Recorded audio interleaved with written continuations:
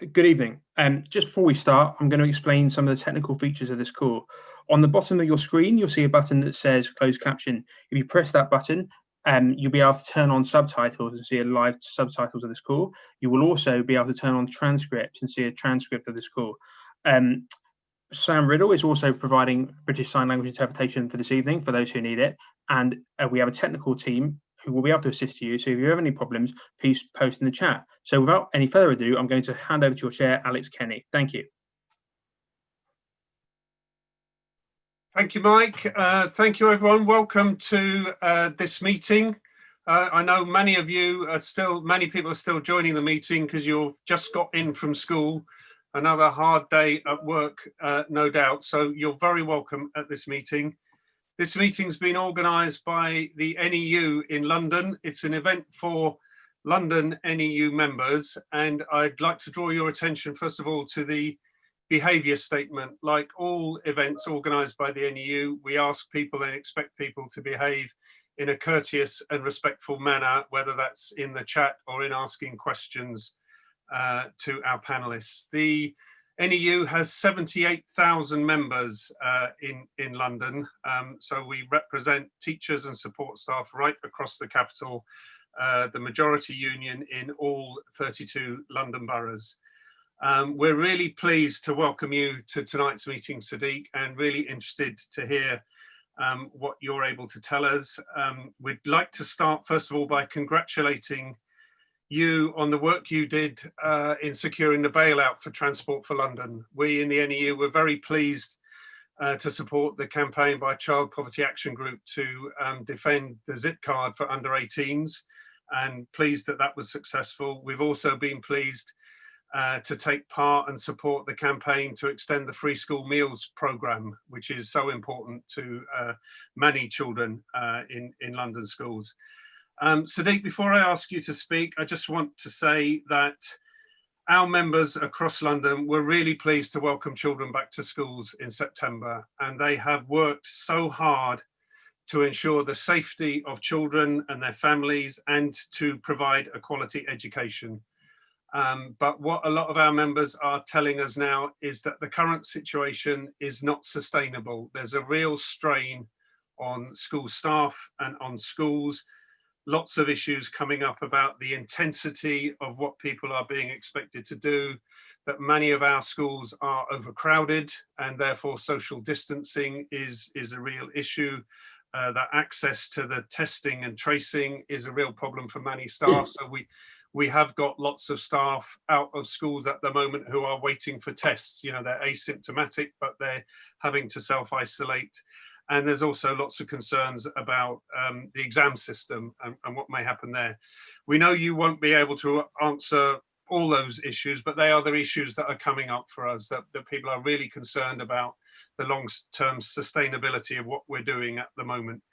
So we're really interested to know what you can do as mayor to support schools across London, what you can do to hear our concerns and take them to politicians, and perhaps what work you think you could do with London councils to develop some common approaches across the capital, and you know, to work together to see whether we can develop some ideas, some initiatives that will support schools right across the region. So you're really welcome at tonight's meeting, and we'll now hear from you, Sadiq. Thank you.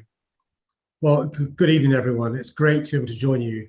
And can I begin, Alex, by thanking you not only for your introduction, but for the vitally important work you're doing, standing up for teachers across our city. And I'm hoping that after my short words, I'll be able to respond to some of the things you've raised during our discussion and question and answer session. Can I also thank your joint general secretaries, both of whom I know really well, and they're both fantastic, Mary and Kevin, for inviting me to speak tonight and for their tireless campaigning on behalf of NEU members. With everything that's going on at the moment, I can't think of a time when it's more crucial for teachers and other public servants to have proper trade union representation in the workplace. As a former councillor, a former member of parliament, and now as the mayor of London, I've never been shy about my support for trade unions, because I understand the difference they can make and the concessions they can win from employers and from governments. Trade unionism is personal to me. I'm guessing most of you know by now what my dad did for a living. He was a bus driver. What you may not know is that he was also a proud trade union member. This meant that from a very early age, I saw firsthand the power trade unions possessed and the positive things they can achieve for working people. I saw how my dad, in contrast to my mum, who wasn't unionized, got fair pay and conditions and security at work, which in turn gave me and my siblings access to great opportunities. I saw how unions cared for the welfare and well-being of their members. And I saw how when my dad was racially abused at work, it was his trade union who intervened on his behalf to ensure he got the support he needed. These experiences have left a lasting impression on me, and I'll always see my relationship and history with trade unions not as a weakness, but as an enormous strength, a bond that helps to deliver meaningful change for Londoners. Over the last few weeks and months, City Hall has, under my leadership, hosted a series of events with staff from London's schools, colleges, and universities. This has given me the chance to speak directly with and listen to teachers and staff working in schools. I'm well aware, Alex, that many feel you've been badly let down by the government, which has been incompetent and slow to act. There was a window of opportunity over the summer to get a fully functioning test and trace system up and running that would have allowed us to get a grip on this virus and to avoid the need for a further second national lockdown. But they squandered it. And whether it's the exam fiasco, whether it's their stance on free school meals, or whether it's their mishandling of this pandemic, what frustrates me more than anything else is they're seemingly incapable of understanding the impact their incompetence is having on people's lives and on their mental and physical health. They could have acted sooner by introducing a short circuit breaker over the October half term, as I and many others called for. But again, they misjudged the situation, forcing us to lock down later for longer when children are back at school. All of this is deeply unfair on teachers and staff in schools, and there's no doubt about that in my view. Like so many of our key workers, you've gone above and beyond during this pandemic. I know this from personal experiences. Two members of my family are proud teachers. During the first lockdown, you ensured schools could stay open to serve the children of our NHS, transport, and other key workers. That's why I want to take this opportunity to place on record my huge thanks to you for everything you've done and continue to do, both for our children and for our city as a whole. You don't deserve to have been treated in the way you have. Rather than being thanked by this government, let's be clear, you've been attacked. And worse still, your commitment to supporting your pupils has shamefully been called into question, when I know how passionate you are about your profession and how much you care about your students, our children. Here in London, we know from recent experience how our schools and teachers can transform the prospects of our young people when they're given the support and backing they need. But the huge progress we've made over the last 2 decades could be put at risk if the government refuses to work constructively to address your legitimate concerns. And that's why, Alex, as the Mayor of London, I'll continue to urge ministers to engage with you in a grown-up and respectful manner. You're among the heroes of this crisis, and it's the very least you deserve for your phenomenal effort. So thank you for having me.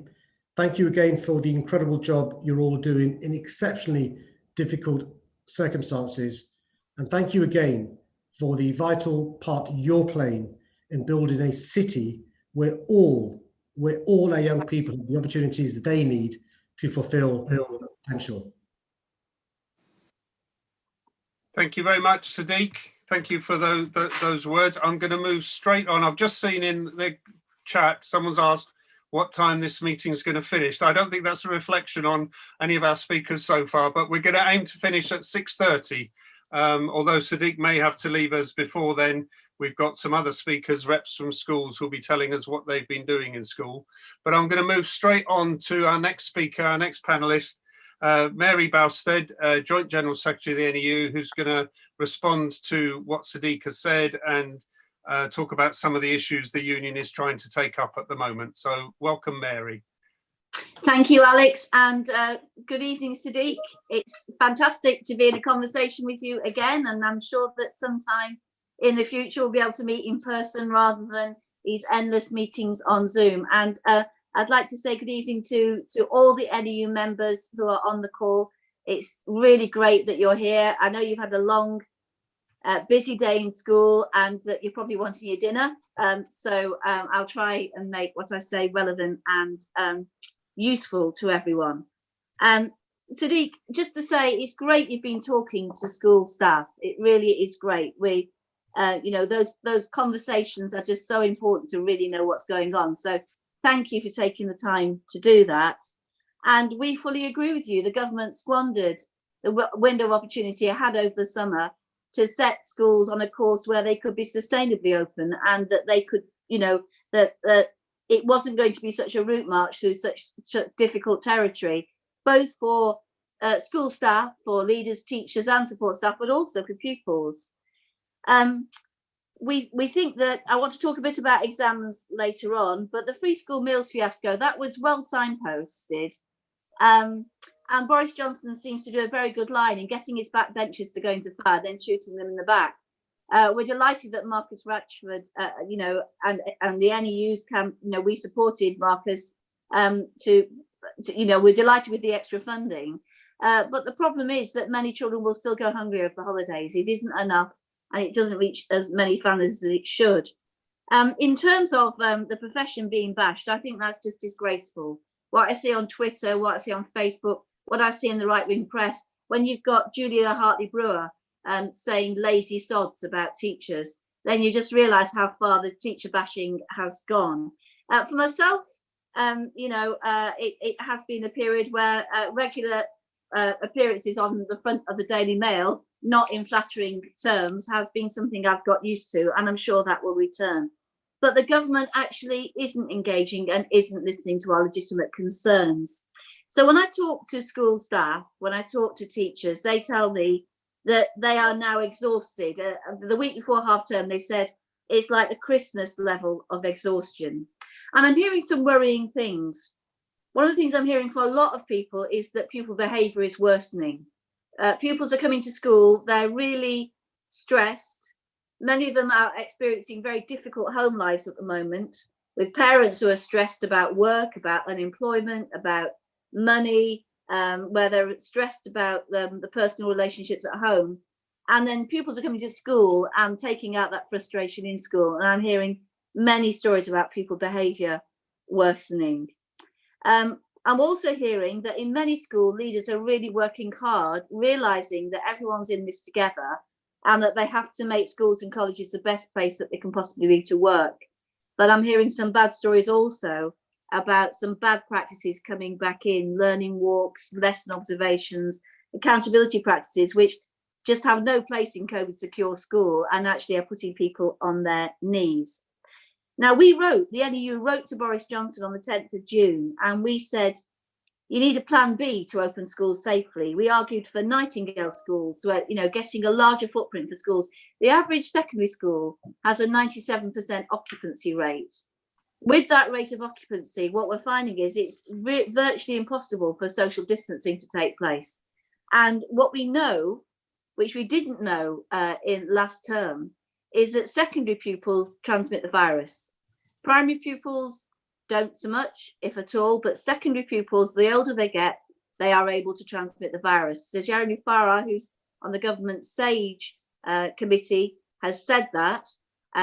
Neil Ferguson has said we know that secondary students transmit the virus, but yet schools are open and colleges without any extra space, without schools are running out of money because the cleaning costs are so high, and because the staffing costs are now so high, as leaders are are paying for staff to come in because of other staff isolating. Schools are open without any social distancing and with concepts of bubbles stretched to breaking point. So bubbles of 180 to 240 students, and these students are mixing on their way to school and mixing within school. So we do know that in the week before half term, what the ONS data, which is really robust data, what that showed was that the infection rate amongst secondary school age pupils was the fastest growing infection rate of any age group. We know that from the 1st of September to the week before half term, infection rates in secondary school pupils had risen 50 times from the beginning of September to now. We know that's gone down a bit over half term, and we know that in Wales, from the ONS data today, that the infection rate has dropped as a result of the circuit breaker in Wales, which in Wales pupils over year 9 were taught at home through distant learning during the circuit breaker, and we know that the infection rate has dropped dramatically. So we know that no political party supported the NEU's call to put schools into the lockdown. For us, it wasn't a call that was made easily. It was a call that was made because if you have 10 million adults and children and young people in schools, then it's not a lockdown, it's a partial lockdown. And looking at the infection rates, we saw the effect of that. But if no one supports, we accept that, then what we do say is if it's not a lockdown, if it's not a circuit breaker, then schools and colleges need to be safely open. And for that to happen, we need to go back to more staffing, more funding so they can be kept clean and so we can pay for that staffing, and more opportunities for social distancing. And we don't think that's asking for rocket science. We think that will be necessary if the R rate is going to come down. I got an email from a head teacher last week who said to me, we've had an utterly exhausting half term with 72 confirmed cases in the week, meaning that we spent Saturday, Sunday, Monday, Tuesday and Wednesday contact tracing. We need a test and tracing system that works, and schools need the funding for a bank of supply staff who stay in the school, and a huge increase in cleaning and additional space for outdoor students. Our president, Robin Bevan, our president this year, is a head teacher of a secondary school in Essex, in Southend, and he calculates the school will be anything from $250,000 to $500,000 in deficit by the end of the year. And that's because of the extra cost of staffing, the extra cost of cleaning, and the income that the school will lose because it can't be hired out for any purpose. So we know that if schools are going to stay open, colleges are going to stay open, we do need the government to step up and provide the means for them to do that. We are meeting Nick Gibb and Gavin Williamson regularly, and the other issue that we are raising with him, and it's becoming more and more of a crisis, this is that we have no faith that the exams next year, the GCSEs next year and the A-levels will be fair for all students. So we did a survey of our members just before conference, and only 7% of the teachers who responded thought that nationally set exams in 2021 would be fair. Our members don't think a 3-week delay is going to cut the mustard. So if we look at the absence rates of secondary students from schools in the week before half term, it's the areas of high deprivation and high COVID infection where the students are missing most of the school. So in Knowsley, 40% of secondary school students were absent in that week before half term. In Calderdale, it was 39%. And then Kingston upon Thames was number 3. Kingston upon Thames, really high absent rates. Either students got COVID or they're isolating because they're sitting next to or they've been in contact with someone who's got COVID. So we're really concerned that, you know, missing 5 months schooling and then missing schooling intermittently from now on, which is what's happening. Lots of students are spending some time in school, then 10 days off isolating, then a few more days in school. What's going to happen is that the students who live in multi-occupancy households, multi-generational households in deprived areas with high COVID rates, they're going to miss more schooling. And the idea that a 3-week delay in GCSE and A-levels will compensate for the lockdown and for the experience of schooling they're having now is really just not tenable. We note that Scotland has come to, you know, that the hires will go ahead, but the standard exams won't. We note today's announcement in Wales that GCSEs and A-levels won't take place. And what we're saying to the government, and we'd be really grateful if you would back this up, is we need a plan B. And you can't just come out with a plan B in January when we're just a few months away from the exams. We really do need a plan B now in order to ensure that the life chances of particularly the most vulnerable and disadvantaged young people are not further depressed because they will be sitting exams which they have not had the time to prepare for because they haven't had the in-school teaching. And the third and last thing I'd just like to say is that we're going to be putting out a discussion document about school rotas because it's clear to us, and I'm in conversation now with chief executives of multi-academy trusts, and what they're saying is because of the number of staff isolating, we can't carry on running the schools with this staffing level. And so what's developing is a chaotic situation where schools are closing, they're closing partially, lots of young people are isolating, and we've got good examples in sixth form colleges of rotas working. Year 12 in 1 week to get in college teaching, year 13, the teacher in full time, but year 13 at home, and then year 13 being taught online. Our experience from our members is that the students take to technology like Conductor Water, but the big advantage for this is it halves the footprint in the college and it allows social distancing, and it means that the R rate, the infection rate in those colleges is far less, and it means that there's a much more ordered experience of education. Now, if that's going to work, we need to ensure that we don't think it can work in primary school. We don't think it can work for lower classes in secondary, but for the upper secondary school and for college students, that may well be an ordered way of keeping them learning, keeping them in their full timetables and enabling them to learn. In order for that to happen, there's 700,000 students without access to the internet or without learning devices. The government needs to fulfill its promise on that, and to write to school leaders on the Friday before half term to say, you know what, the laptops you were promised, well, you're not going to get them. Well, that just isn't helpful. We're also clear that students who can't learn from home, who don't have the access, don't have the room, don't have the IT equipment, they would need to stay and be taught full time in school or in college so that they keep full-time learning. But we are going to put this document out as a discussion document. We're going to send it to our school leaders, we're the second largest leadership union, and say, what do you think about this? Tell us what your reaction is. And then we're going to see if that is something that we want to promote further. So we want schools and colleges to stay open. We want them to stay open sustainably. We want to keep educating the nation's children and young people, but we want our staff, our colleagues, to be as safe as possible. And I'll just finish with this. I think you're right, Sadiq. I think they are heroes. Uniquely, they're working in crowded places with poor ventilation, without PPE, without proper cleaning, and without social distancing. And if we're going to keep them open and going to keep them running, then all those things need to be addressed. So can I thank you for, staying on and listening, and can I thank you also for all the work you're doing as Mayor of London, and thank you for engaging in this conversation with us. We're really pleased that you're here. Thank you very much, Mary. The rota document on rotas that Mary mentioned has been posted in the chat. I think Tom can post it again, the link to it.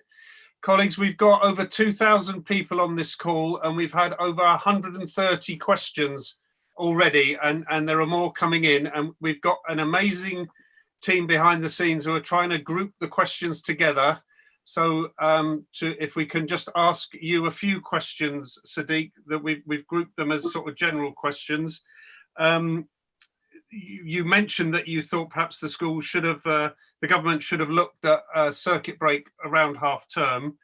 So I guess we'd like to know what your view is of the current lockdown measures and whether they will succeed in reducing the R rate and suppressing the virus.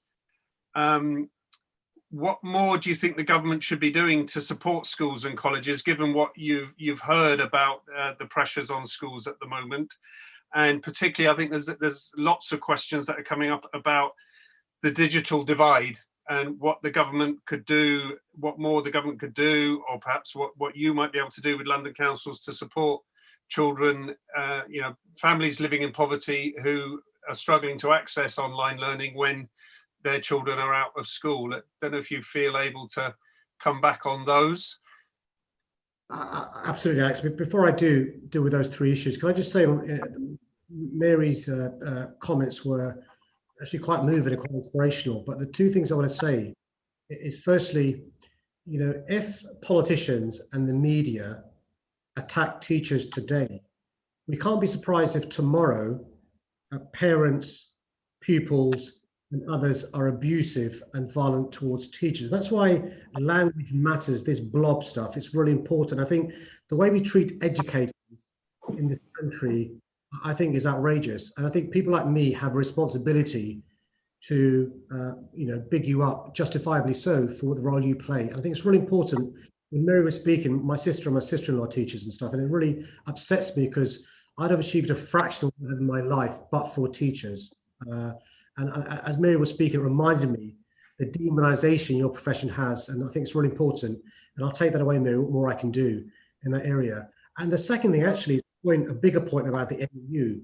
I think actually, as a union, you're a classic example of not simply arguing for the producer, your members, but the benefits flow to the consumer, the children and society.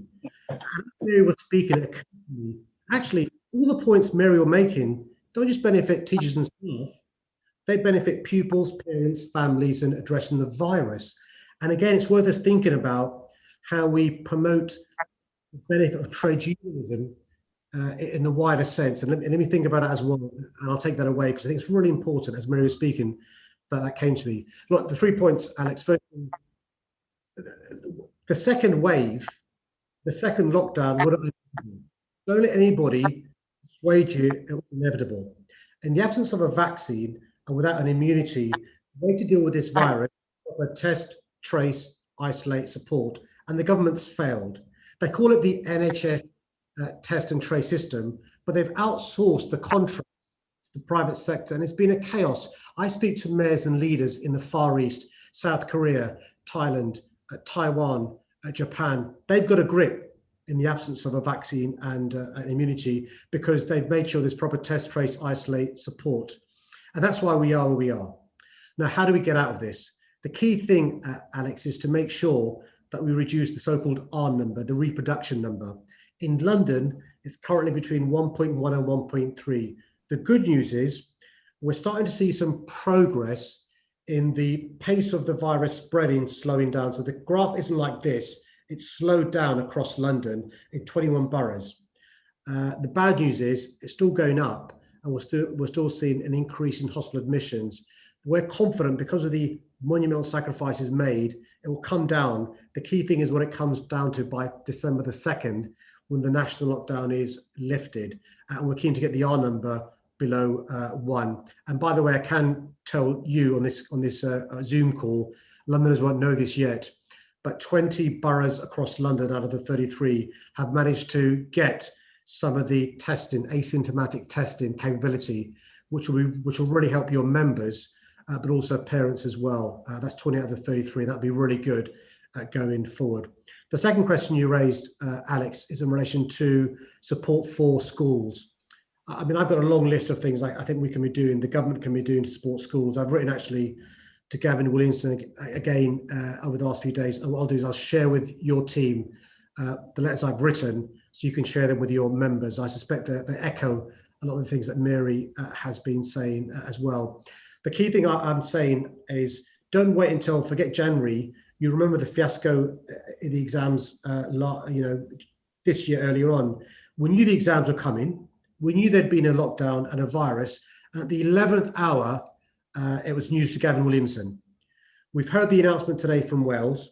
And what we think that the government should do is provide early clarity on exams, early clarity on assessments, but also how will these SATs results be used? Because I'm speaking to teachers and staff, and they're really worried about the emphasis on the SATs results. They're really worried about the reinstatement of league tables, and they're really worried about schools being penalised because of things outside of their control. And so we're doing stuff from City Hall in these areas. And the other point you mentioned, Alex, is in relation to the digital divide. It breaks my heart when I speak to parents who are telling me their children are using their phone to access lessons. And Mary was spot on in relation to the inequality that this pandemic has exacerbated.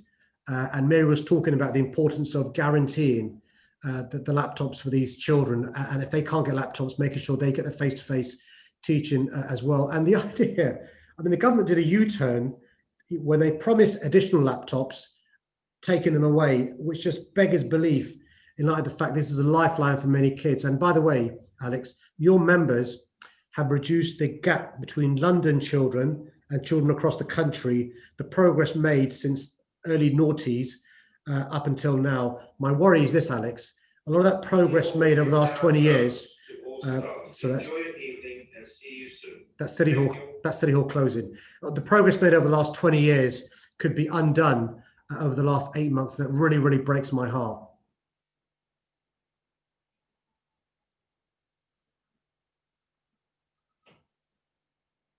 Mute. One of the questions we asked at the beginning was whether you could do something with London councils to develop some common approaches across London. We know Georgia Gould has just taken over as chair. We invited her to tonight's meeting, but she was unable. So we would be keen to work with you and London councils, perhaps to look at some common approaches. Is that something you'd be open to? Have you got any thoughts on that?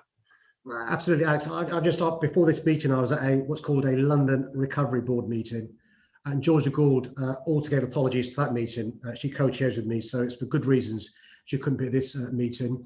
Alex, why don't I ask Georgia and myself to drop you a note in the first instance, and I'm sure Georgia and the education leader would be more than happy to speak to any of you colleagues, because you're at the coalface in this area. Just so you know, Alex, and people on this Zoom call, we've set up a London Recovery Board that includes educators on there, and we have 9 missions in relation to the recovery going forward, and a number of them are around young people, not just having a new deal for young people, giving them personal mentors, having good quality youth facilities. And so what I'll do, Alex, as an action as well, is to get Georgia and I to drop you a line in the first instance, but also make sure that one of us comes back to a future meeting to explain the things we're doing. The good news, Alex, is there's a cross-party approach now across London to work as one team to make sure that we pool our resources at a time we're facing massive cuts, pool our expertise, and not work in silos going forward. Thank you. Thanks for that, Sadiq. Are you able to stay and take some more questions or hear from some of our reps about what they're doing in schools? I'll stay as long as I can before I'm pulled away. Right, okay. I've got one question about support staff, Sadiq, because we represent support staff, about teachers, teaching assistants working closely with children with little or no social distancing, not being provided with proper PPE, putting teachers, teaching assistants and children at risk. Just wondering what your thoughts are on that, about provision of PPE and support staff, the role support staff are in playing, because they're quite often upfront and close to children, particularly in early years settings. Alex, I feel quite strongly about this. One of the things I'm responsible for is transport. And I think actually this pandemic is a reminder of why trade unions are so important. Trade unions were first set up 200 years ago to protect the safety of workers in dangerous factories and dangerous places of work. Actually, schools are potentially a dangerous place if the proper precautions aren't taken. And I've seen the NEU really good, the app and the advice given to members that applies to support staff as well. It's really important. No member of the NEU, no teachers or support staff or anybody else risks their personal well-being or safety during this pandemic. And that's why, Alex, trade unions have a really important role to play. And so what I say to the support staff who asked the question is, you've got to make sure, if you don't think you have a safe place to work, you get advice from your rep, and make sure that the leadership in that school are aware of the concerns that you have. Just so you know, Alex, what I've done in the GLA group is make sure there are proper risk assessments, particularly for Black, Asian, ethnic staff, and particularly for those with underlying health conditions, those who could be shielding. And it's really important that duty of care point is brought to the fore of schools. That include governing bodies as well, Alex. Okay, thank you very much, Sadiq. I know you're very busy and you have to leave us now to go to another meeting, but we'd like to thank you. We're going to carry on and hear from Mary and some of our school reps, but Sadiq, we'd like to thank you very much in the chat. I know lots of people are saying they welcome your support, and we look forward to meeting with you and Georgia and talking about how we can work through this together, so to meet the needs of all the children across London. Thanks very much for coming tonight, Sadiq. Thank you. Thank you. Okay, colleagues, sorry, I have to tell you that we have unfortunately had to remove someone from the meeting because of abusive comments they were making about support staff in the chat. I'm not looking at the chat, so I wasn't aware of that. So apologise that we didn't pick that up earlier, but we have removed the person. Those people who know about it, who were trying to challenge her, will know who we're talking about. Can I remind you that this is an NEU event, and every NEU event is held under our behaviour code, where we expect respectful and courteous conversations to go on between people as if it was a general meeting we were having, or a physical meeting. So please do keep your comments made in that spirit. So now we've got the second part of the meeting now. Sadiq has had to go, but I hope you enjoyed that part of the meeting and welcomed the comments, and we will follow up with them. We're now going to hear, Mary's going to stay with us and answer some of the other questions, and all your questions as they're coming in, if we can't answer them all, they are used to, we do look at them, and we use them then to update the advice and the FAQs and look at what other advice we need to get out. We're now going to hear from 3 reps about some work they've been doing in their school. The first I can see is Priya Vardha, who is a new primary school rep. So thank you, Priya, for taking on that role. I hope I've pronounced your name right. She's from Woodlands Primary School in Redbridge. So welcome, and thank you for being a school rep. You need to unmute. Hi, can you hear me? Yep. Hi, everyone. I'm just going to give a sort of a background into how sort of the union sort of group started at our school. So over 12 months ago, we actually had no union representation at our school at all. Myself and another member of staff put ourselves forward. And this was before we went into lockdown. Following that, obviously, we did go into lockdown, and reps were called upon on behalf of the health and safety of staff. We had no training at that point and were sort of thrown into the deep end, but we took to it. And we met with the head teacher at that point with regard to making sure that any members of staff who were clinically vulnerable were being supported, and that the health and safety protocols were in place. At this point in our school, you know, there were no concerns really with, from our head teacher's point of view. She was really understanding and took our concerns seriously. During that lockdown, originally we only had a few members, around 15 members in the union. We went about sort of setting up a WhatsApp group for our members so that everyone was together and able to share their concerns.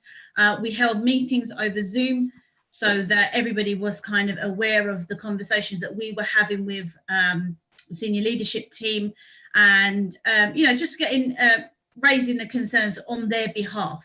Over the course of the lockdown, we actually were able to increase our membership from 15 members to 35 members at present, which is really, really fantastic.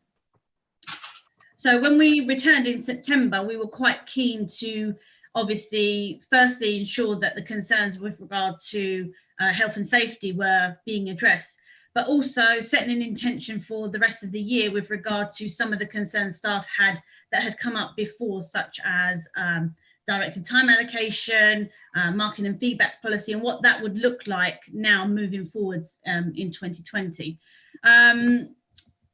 When we met, the co-rep and I decided that we would hold a meeting with our members and kind of discuss with them the key issues that they wanted to address and put forward.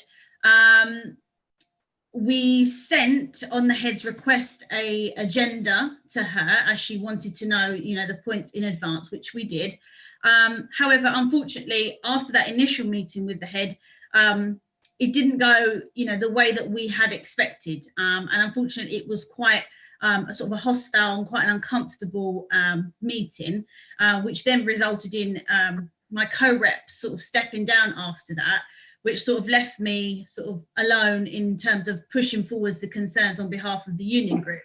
But with support from the Redbridge branch, I didn't sort of give up. I spoke to the Redbridge branch and upon their advice, called another meeting with the members and, was honest with them about what had happened and really wanted them to come together so that to show that, we were keen on what we wanted to be changed and we weren't, as it were, going to go away. The head at that point, was quite unhappy with us having a union group. She actually stated that she wanted to address the members of staff and the union members herself. And this was quite uncomfortable for me, as obviously I had to have those kind of difficult conversations with her about why that wasn't appropriate and that staff might feel, unable to openly share their concerns if she was going to sort of discuss those things with them. At that point, I decided to reach out to the rest of the members to see if there would be anybody else who would be willing to support. And thankfully, I had 2 other members who stepped forward and came forward to support me with this. So now I'm glad to say we have a really well-established union group. Our members are confident to support the concerns that we raised together. We have had regular meetings to discuss some of the conversations that the reps have had with the head teacher. For example, we wanted to raise a query on how the directed time was being allocated. And we had that conversation with the head teacher. She was happy eventually, after numerous back and forth emails and conversations, to meet with us and go over those calculations. And, we've started to see some changes with regard to, inset starting more promptly so that we're avoiding, dead time, as it were.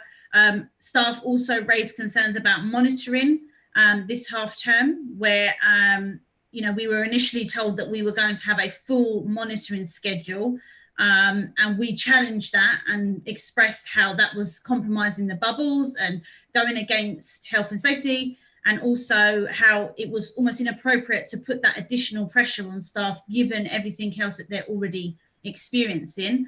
And in light of the new lockdown as well, those monitoring has been cancelled. And the only thing that actually is currently happening is book looks.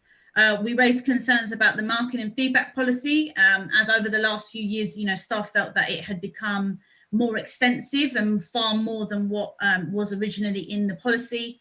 And therefore, she has agreed upon the conversations that we have had, and with the support of the union group behind me, that she will re-establish the marking and feedback policy and talk about what that should look like with senior members of staff, so that when books are being monitored, they're being monitored in the way that they should be, not with somebody else's interpretation of it. So overall, I would say, change is happening. It hasn't been easy, but, positives come from speaking out and having a group together that put on a united front. So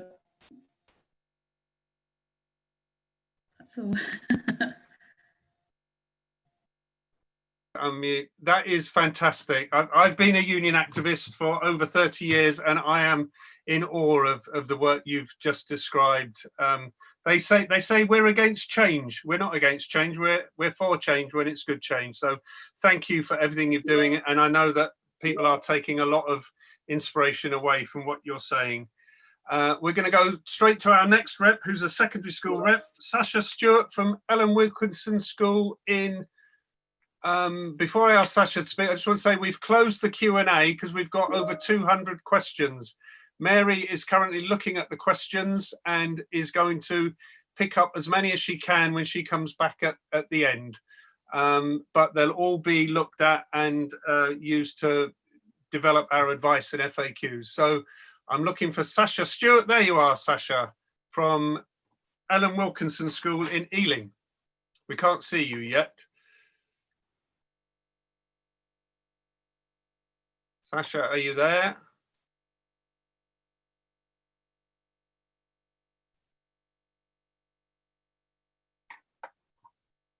Sasha, we've lost Sasha, have we? Sasha's not there, Alex, so I'm moving on to the next bit. Jenny Cooper. Sorry, our next rep then is. I'm Jenny. here. Oh, Sasha's here. Yes, yeah. Yeah, can you hear me? Yeah, we can. Sorry, Yeah. it wasn't letting me turn on my video or unmute. I'm sorry about that, but it did eventually. Just to say, yeah, very impressed with Priya. I've actually been a rep for 4 years. So I came into the COVID situation with a bit of experience. So I am very impressed that somebody's taken on that mantle and run with it in this situation. I'm a rep in a large girls comprehensive school in Ealing. And the NEU is the largest union group in the school. We've got 65 members. So I have a lot of members that I support and work with. I'm also lucky to have a health and safety rep in the school. So we work as a team. And I also work quite closely with my NASUWT counterpart, which makes us quite a strong force to be reckoned with. Between us, we represent over 80 members of staff. I have attended the national reps training courses, both foundation and advanced, and the casework course, and I would recommend those to all new reps. They really are useful in helping negotiate your way as a rep. And I also seek the support of my local borough reps as well when needed. So that's a bit of background. In terms of my experience of being a rep during COVID, even with all of that rep training, this is all new, so steep learning curve. The lockdown in spring came as quite a shock to everyone, and it meant that very quickly we had to find, as a union group, different ways of working and different ways of communicating. So we all became quite competent with Zoom, email. We have a WhatsApp group, but actually with my membership, the email and Zoom meetings seem to be the way that they prefer to communicate. Because I have been a rep for 4 years, I had already established regular meetings with the head. So we have joint unions meeting with the head, with the NASUWT rep. That used to be every 2 weeks. So we have a strong, and I really would emphasize the importance of a strong communication. We have a strong communication between the head and the union groups in our school, which means that going into the lockdown and moving towards talking about risk assessments and negotiating, we already had that communication, which I think was very, very helpful. In terms of the risk assessment, again, a steep learning curve, I think, for everybody. The NEU checklist was hugely helpful, and I went into many a meeting waving that around, and that was really, really helpful. And the particular successes that we had in terms of working on the risk assessment, all the members were consulted throughout the process. So they all had access to the risk assessment as a work in progress. They could all put in their views, their thoughts, because it's very, very clear that I am representing the members. So it is their views that I represent when I go into those meetings. And because we have such a large union group, it does make the negotiating easier and in a lot of ways quite powerful. When you are representing 80 members of staff, you have to be listened to. And another particular success, I think, was we had well-being put on the staff risk, the school risk assessment. So staff well-being was put on there, not just staff well-being, but staff and student well-being as an issue that needed to be looked at in terms of the risk assessment. And moving forward, the September opening, that has been a challenge, as I'm sure it has in every school. We have year group bubbles of 210. We have new timetables, we have staggered starts, we have staggered finishes, we have hand washing, one-way systems, increased supervision, wipes, sanitizers, more hand washing and more hand washing. We have windows open. We are quite cold, but all of these things were in place on the risk assessment. And although in September it took some time with staffing and money to be found to put them in place, they are in place. We also negotiated a COVID specific email address, so staff can flag any issues as they arise, so they are dealt with quickly. So if something's not in place or not working, there is a form of communication that staff can go directly to the COVID email, which goes directly to the head, and it can get dealt with. Another success, the formal appraisal observations have been suspended until we go back to some form of normalcy. And also I was able to negotiate extra facilities time. So my head has been very, very supportive of my work for our union group. So I do get time off timetable to do that, because the workload for the union has increased an awful lot. So I am very grateful that I have that support. The other things that have become an issue, and probably an issue in other schools, remote learning and new platforms. These are all things that we weren't trained to do when we did our teacher training. So it creates a lot of stress for staff. And we managed to negotiate that the training days at the start of the term would be focusing on training staff on how to use these platforms.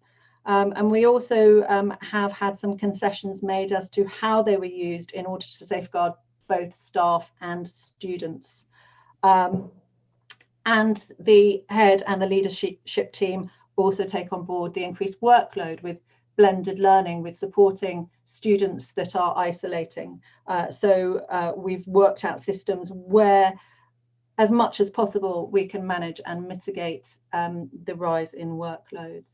And then just in terms of the fact now we find ourselves in a second lockdown, I just wanted to just come back to the anxieties that staff feel with the rising case rates in London.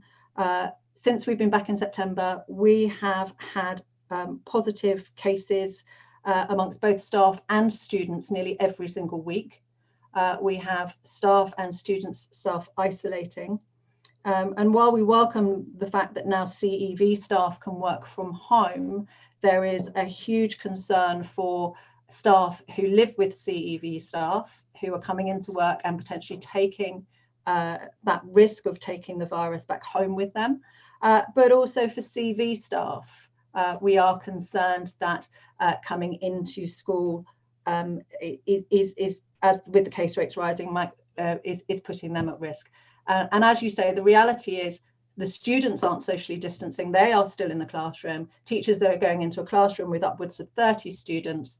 And what is protecting you is a piece in our school, 2 meter distancing. There's a piece of tape on the floor, which is to help separate you, having windows Sorry, open. Sasha, can you start to wind up, please? Okay, Sorry. and the windows open and wipes. So I think that in terms of moving forward, that is where our union group would like some support in terms of moving forward to perhaps blended learning and rotas.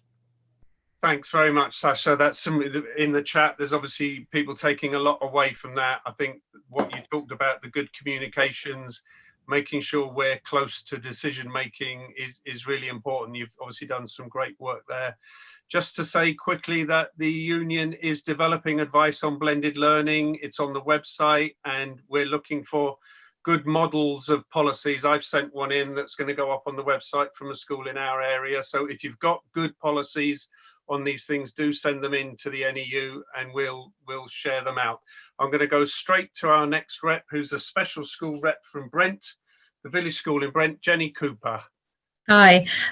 So for those of you that don't know, I teach at an all-age special school in Brent, which is a pretty high-risk environment during COVID-19. Our children can't learn if we socially distance from them, because the kind of teaching that we do is based on very close engagement with our pupils. Our pupils are pretty hard to contain in a very small room as well. They need access to space. Our children generally can't manage wearing PPE, either because of their disabilities or because of the nature of their autistic spectrum condition that they have. We have large numbers of staff, so it's very difficult for staff to socially distance from each other in the classroom, and fewer numbers of pupils, which means that proportionately more of our positive COVID cases have been amongst staff than pupils, and consequently, it's people who are more at risk from the virus who are being infected. Many of our pupils have severe underlying health conditions that place them at risk of a serious illness should they contract COVID. We have pupils using tracheotomies and all sorts of other interventions medically as well.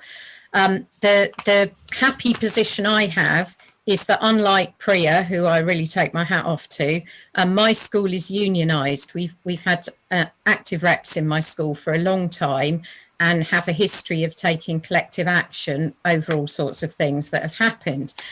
Because of that, we actually operate in a new building. It's only a few years old, and it's thanks to collective action we took before that we eventually got that building. In our new building, the ventilation is very good, and all our students have access to their own outdoor area next to the classroom, which helps, obviously, to reduce the risk.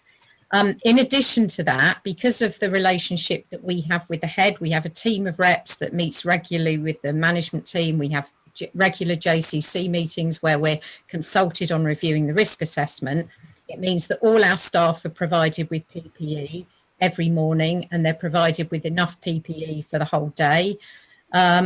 We have an automatic temperature checker as we enter the building, not a handheld one that's actually fixed up in the doorway. You just stand there for 2 seconds and it takes your temperature. We have a good isolation protocol, which means that if there's a positive case in a bubble, the class bubble goes home. If there's more than one positive case, the whole corridor bubble goes home and stays home for the 2 weeks. We have a head teacher who's a member of the NEU and puts safety first, I would say, above other things. So we've already got one clinically extremely vulnerable member who's working from home on full pay. We've even had somebody from the SMSA team, one of the school dinner staff, who needs to isolate along with her child who was isolating from his school because he was in a bubble that was sent home, and she's at home on full pay. And we've had clinically vulnerable staff who've been moved into less than frontline roles or into kind of lower risk classes and things for the duration of the pandemic. So I could say we're lucky, but actually I think we've actually worked hard to get to that point. So it's not just luck. Despite this, we have the issues that everyone else, including Sadiq Khan, has raised this evening, and Mary, lack of funding. Our catch-up funding has not arrived from the government, and we desperately need resources because our children need one each of loads of things because we don't have enough of the resources for them to be quarantined in between. So currently, my school is accepting donations from toy banks in Buckinghamshire. in order to have enough things for our students to use. We're also having donations from our school cleaners. It's ridiculous. That's the way we're operating. I mean, thank goodness for those other people's generosity, really. The other issues we've had, the same as other people have raised, children's lack of access to IT, laptops, Wi-Fi and broadband when they're isolating. In the lockdown, we've got a group of two or three siblings all on a permanent travellers site in Brent. They didn't even have a phone signal, let alone all the other stuff. So they had no way of accessing anything at all. We also recognise that as a special school we are lucky compared to some, because there's many special schools that aren't being provided with PPE or adequate PPE, and there's many special schools that don't have adequate ventilation, which not only makes them at higher risk of COVID aerosol transmission, but it also means they're at high risk of not being able to keep their children happy and their needs met. The DFE helpline on coronavirus has been really unhelpful, and our head has actually had to go against the advice in it in order to send Bubbles home when we thought that was the relevant thing to do. In our sort of cluster of 4 boroughs at this end of London, our executive district has agreed on a set of safety measures that all our reps are gradually voting to agree on. And what we're asking for, and this is across Brent, Hounslow, Harrow and Ealing, is for all clinically extremely vulnerable members to be able to work from home on full pay. That includes support staff as well as teachers. For classrooms that cannot be adequately ventilated to be closed. And for whole class bubbles to be isolated every time there's a positive case of coronavirus. We think these are realistic ways to try and make our schools safer and keep them open, but keep them open safely if we can't move to rotas. Where our schools don't agree to those measures, we're prepared to take collective action on that, which we believe will be far more disruptive to the schools than actually agreeing to go along with those things. Thank you very much, Jenny. I know, again, people really enjoyed that. Having those three reps here tonight is what the NEU is all about. So it's been fantastic to hear from a primary rep, a secondary rep and a special school rep.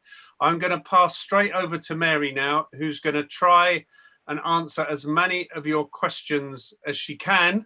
And then we'll finish off after Mary. So I'm doing as many answers as I can in 4 minutes. So Stephen's asked, based on today's announcement that Wales is cancelling exams for 2021, is there any movement to clarify the position of the UK government on 2021 assessment in order to enable planning and preparation? There is no clarification. The only clarification is that exams will be 3 weeks later, as though that's going to compensate for 5 months missed schooling and very fractured experience of schooling now. There are some signs coming out from Ofqual and from the government that there may be exams may be changed to include topicality, which means that every major topic in the syllabus is that there's a question on that topic, or that schools are able to say, of the 3 exams in this subject, we want our pupils to be entered for these 2 because we're going to prepare them for these 2. That's not quite what the NEU wanted, but there's some sense of movement.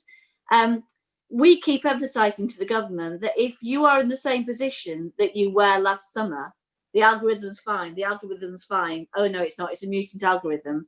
And if they think about the heap of disdain that was put on the government, on government ministers during that crisis, then we keep saying to them, you're in danger of walking into a crisis again, because you look at the absence rates in secondary schools, particularly in deprived areas, and you see that that's a real problem. That's why Andy Burnham, Metro Mayor of Manchester, and Steve Rotherham of Liverpool have called for exams to be cancelled. So we are pressing the government on more clarification. There should be an announcement from Nick Gibb in about 2 weeks' time, and as soon as we know that, we'll let everybody know about it. Additional funding for schools during this time of crisis. Nadine asked about that. Well, at the moment, there's a huge squabble going on between the Treasury and Rishi Sunak and Gavin Williamson, the Secretary of State for Education. Gavin Williamson said that the Treasury were responsible for not giving the money for free school meals over half term. Rishi Sunak and the Treasury said to Gavin Williamson, "You didn't even ask." So they don't like each other, and there's a turf war going on extra funding for schools, and we're just watching that at the moment, but keeping saying schools need the extra funding. You've got secondary schools going $250,000 to $500,000 in the red, and primary schools going into the red as well.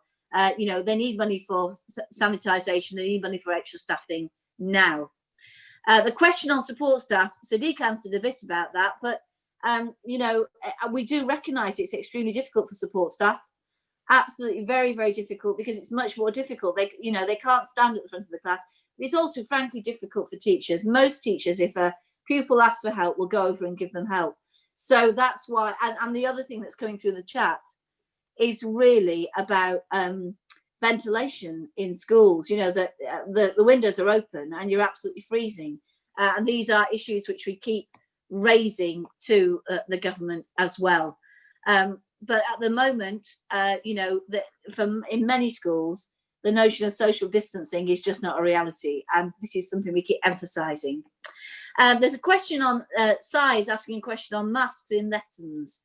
Now, the guidance on masks has changed. So the DfE this week revised its guidance to say that in secondary schools, in communal places and in places with low ventilation, students should wear masks, but they're not requiring them to be worn in lessons. We are in primary, given the low evidence of transmission in primary, that the wearing of masks is, the DfE has not changed its guidance there. We say the union is split on this. The union is split, and members are split on whether students should wear masks. Lots of members say, and the union supports any member of staff, any member who wants to wear a mask or a visor. We support that completely. The guidance now from the DfE is that in secondary schools, masks should be worn in communal areas. But lots of members are saying to us, I do not want to be responsible throughout my working day for putting masks on, for keeping masks on students. Particularly in primary, many primary members just do not believe it's feasible. They do not believe that little children will keep those masks on, and they believe that they'll spend more time messing about with them and taking them off. And actually that's worse. That's worse for the transmission of the virus. So it is a vexed issue. It is something we keep looking at, but it's not an easy one to resolve. And the last question I want to answer is Ofsted. Now, I don't know if you heard, but Amanda Spielman, the Chief Inspector, said today that we shouldn't cancel exams because lots of children wouldn't even go into school, and that there was a huge learning loss during the lockdown. There was a huge learning loss before the lockdown. The fact of the matter is we have one of the highest achievement gaps for disadvantaged pupils. EPI showed us very clearly through their research this week, the Education Policy Institute last year, it was 2018 actually, that 40% of the attainment gap between advantaged and disadvantaged pupils is caused before they start school. So 40% of that gap is set in stone before they start school. And that's because we have endemic rates of child poverty in this country. In an average class of 30, 9 children will be living in families below the official poverty line.